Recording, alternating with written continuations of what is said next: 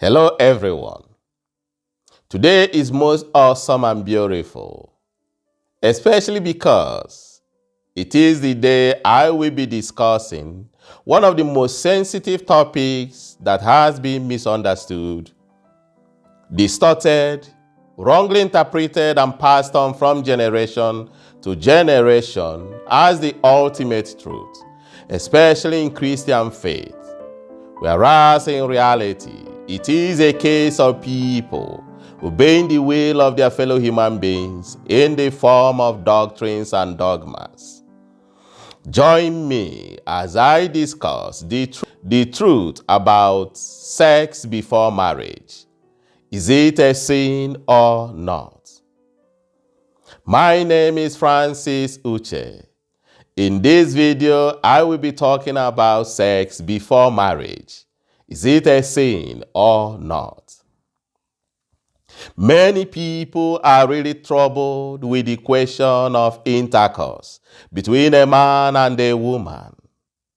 Many seek for solution openly, while some others ponder over it secretly within themselves, thereby draining of the spiritual power and energy they would have used for some other meaningful and creative purposes if they had known the divine laws of the universe and what these laws said about sex before marriage. And finally, solution came from the doctrines of men that one can only have sex after marriage, which in reality is an aberration and a transgression against the divine laws of the universe, because suppression is unnatural, and that which is unnatural is a rebellion against the will of God.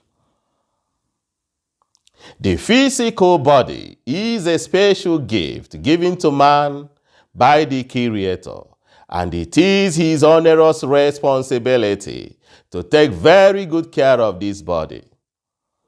Just as no man can, with impunity, deny his body of food, of water, of drink, of rest, sleep, and of relieving bowel and bladder. And just as lack of fresh air and exercise will make him feel sick and uncomfortable, so precisely and certainly the same applies to a healthy desire of a mature adult body for sexual intercourse. Fulfilling the natural desire of the body can only further and never hinders the inner man. Otherwise, the Creator wouldn't have placed this desire within him. But here, as in everything else, excesses are harmful.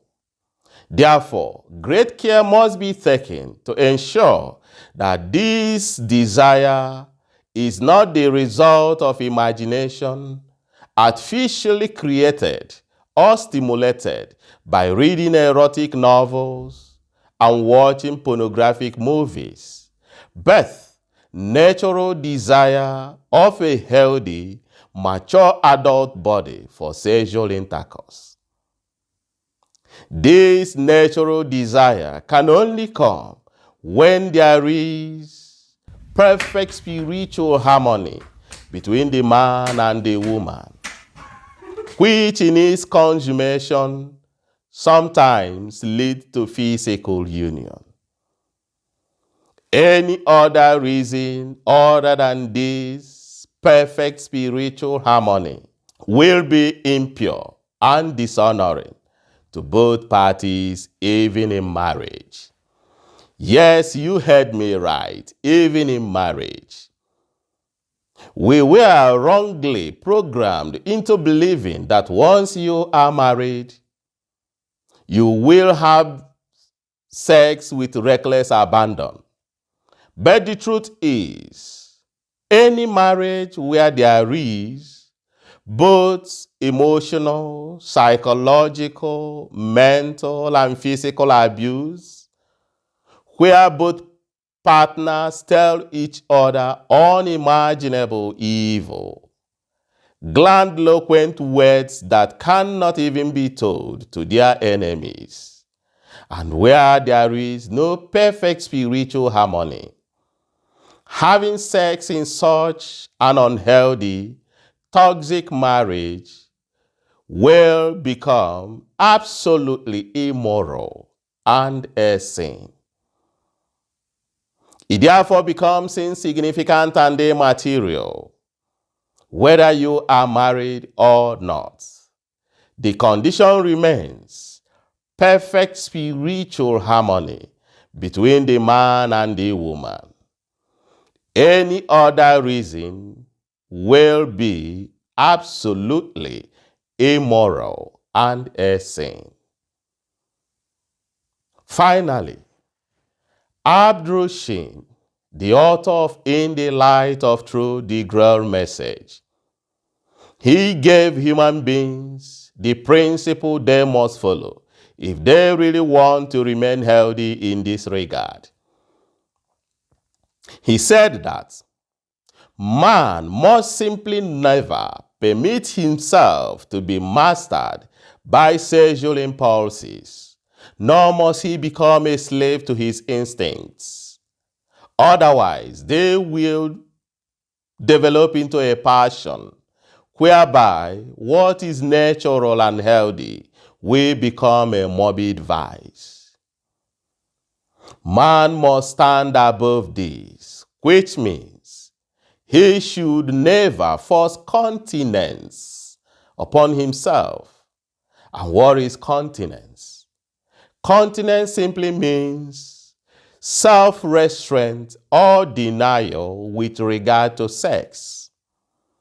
Man should never practice such because it is unnatural, and all that is unnatural is a rebellion against the will of God. Birth with pure inner morality, he can practice self-control so that neither he nor others will come to any harm.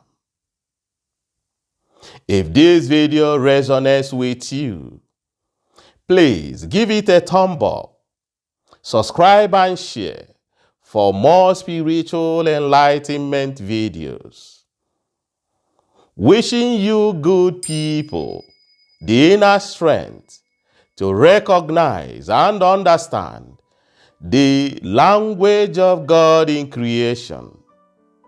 This language of God is established in the divine laws of the universe, or the eternal laws of nature.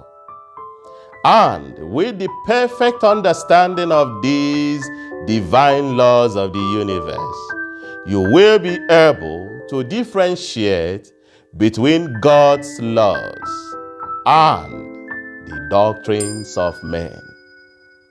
Thank you for listening, and God bless.